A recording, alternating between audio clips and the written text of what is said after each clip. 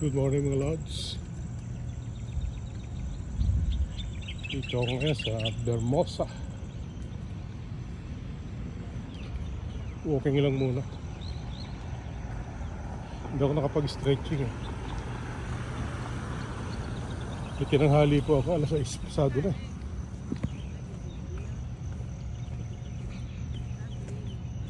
(6:05) na.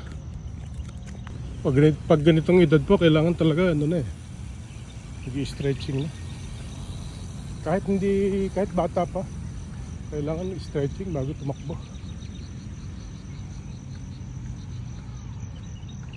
Para maiwasan ng mga injury.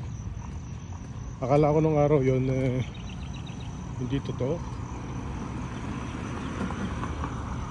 Kasi tumatakbo ako na, hindi na ako nag-i-stretching.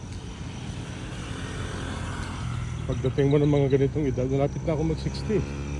Konting-konti na lang. Ilang buwan na lang eh.